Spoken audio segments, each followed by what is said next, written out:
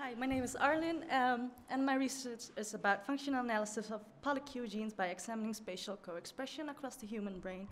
So I do this. So polyQ genes are genes that cause polyglutamine diseases, which are all neurodegenerative diseases, and that includes Huntington's disease, in which the striatum is most affected, and multiple spinocerebellar ataxia, in which the cerebellum is most effective. So in all these diseases, they have the same genetic cause, which is the CAG repeat expansion of the gene, and that translates to a protein with expanded polyQ tracks, which accumulates in the brain and then has a toxic effect.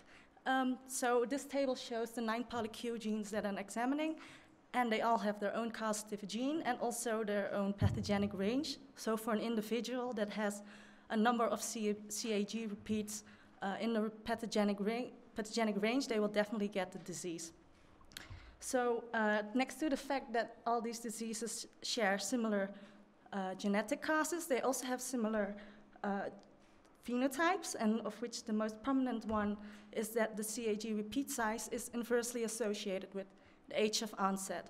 So in this graph, you see that 66% of the variability is explained by the CAG repeat size, but possibly the rest of the variability is explained by the repeat size in other polyQ genes that did not cause the disease, or maybe since we have 2 alleles of each gene, maybe the effect of the long and the short alleles.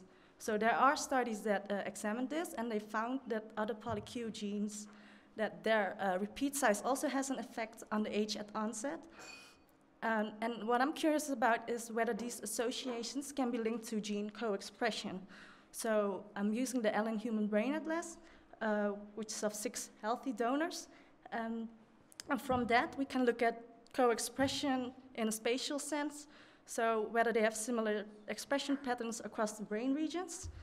And from that, you can construct a gene-gene network. So here the nodes represent the genes, and then the edges represent correlations of the gene expression, so the co-expression.